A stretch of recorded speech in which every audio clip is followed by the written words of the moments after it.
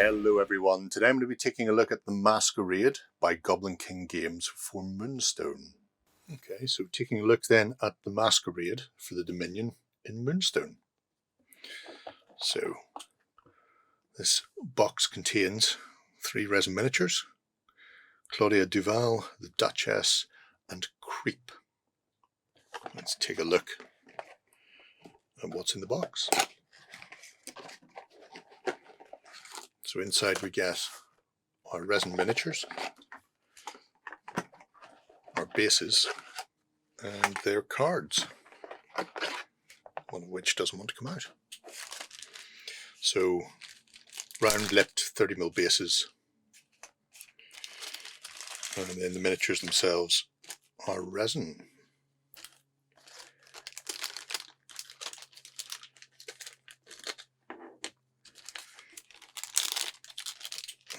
Okay, so starting off then with Claudia Duval. A little bit of building there, 2 arms with pistols to go on. Exquisite detail on these miniatures. You can see the milestone or marker between Sunshire and Macberg.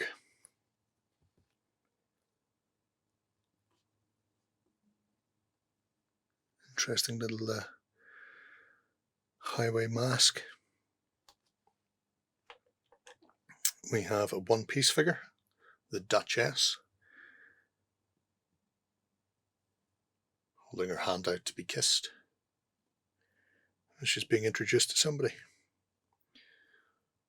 It's a heck of a bustle. And then finally we have the Creep, our most involved build, obsequiously bowing, hands spread and one leg out. So let's get them all built up and then we can take a look at the finished models and their cards. Alright, so I'm back and I've got the models built, which didn't take long. So this is the human nobility of the Dominion, trying desperately to regain their lost wealth and power. As you can see, Duchess was just that one-piece cast. So lovely model. She is about 33mm, so 32, 33 to eye level. Very, very delicate figure. Beautiful, beautiful casting on it. Not a seam line or a mold line that I could spot. All I did was clip her off and glue her to this base. If we look at her card, you can see while she can melee, she's really there for the arcane. So she has a concealed dagger. She can deal piercing damage, increases the damage dealt by 1. And if she plays a rising attack, it increases the damage dealt by 1 as well. Network of Spies, gain +1 to your initiative every turn. Excellent, excellent rule. Strength from Suffering. Whenever another character suffers wounds from a catastrophe effect, this character restores that many wounds. There is no range in that. You don't have to be involved in that. With the Duchess, it just says whenever they suffer it, she restores that many. And it plays into the idea of the old Dominion nobles being granted sort of longer life by their king at the expense of the other members of society under him. Foreboding, so after an enemy attack or an enemy character completes an action targeting this character, they suffer 1 wound. So, spiteful little counter. And then her arcane ability, Succubus, so pricey.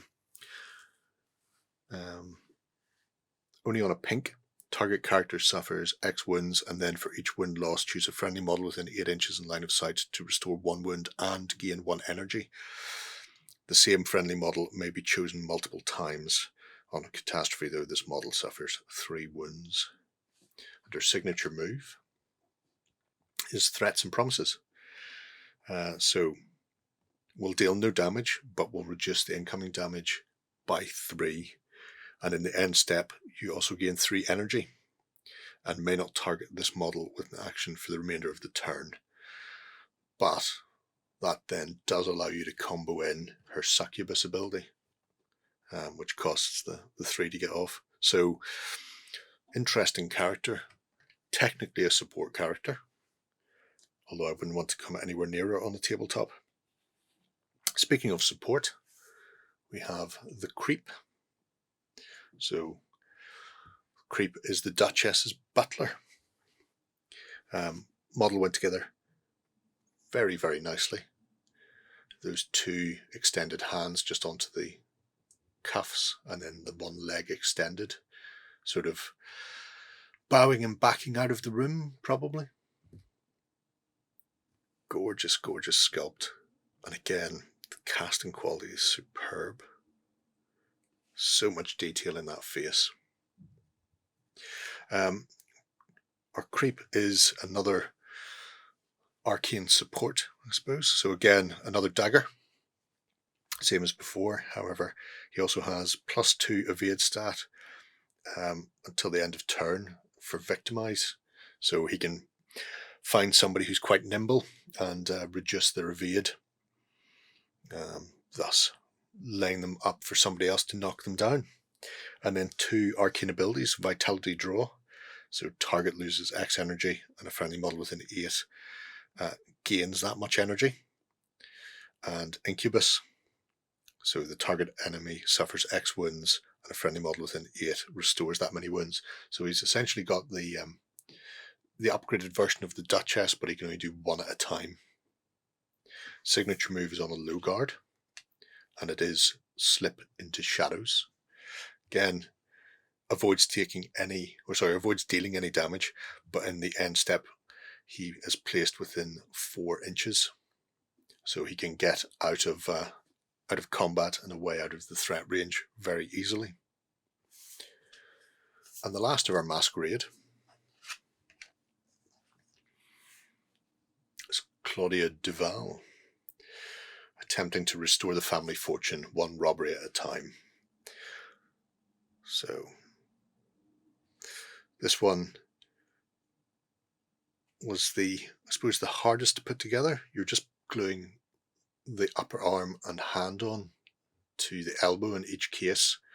But I was a bit shaky and fiddly, so that one's not quite lined up. I may have to reposition that later.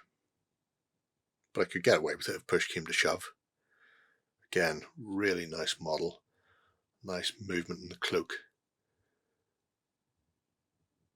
And a wicked looking grin, I suppose, on that face. Leaves the servants their cash, but takes the masters. Claudia's a bit more upfront with what she's after. So, melee of 4, very handy. Arcane of 3, and evade. Sure-footed. The character can jog over water features and wood patches, and pays 1 less energy for traverse actions. So, not easy to slow her down.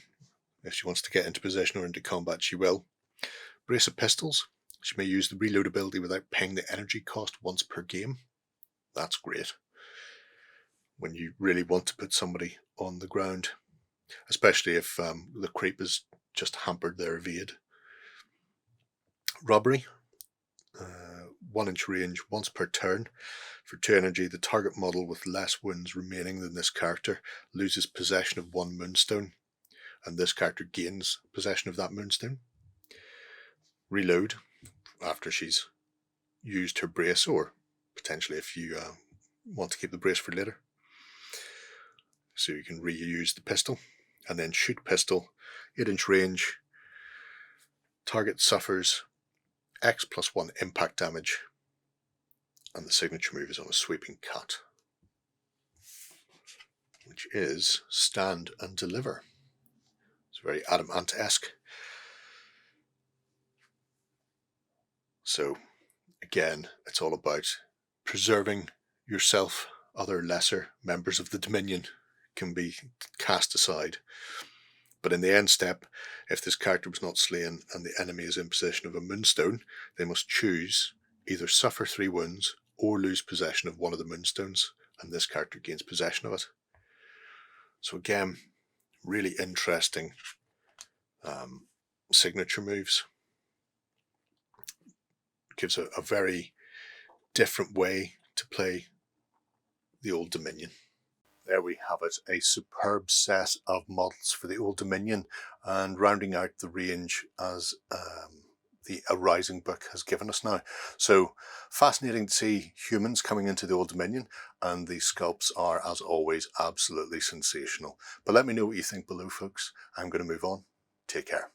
Go ahead and check out our other content on screen now. And while you're at it, why not hit subscribe and remember to ding our dong. Go on, you know you want to click it. Go on.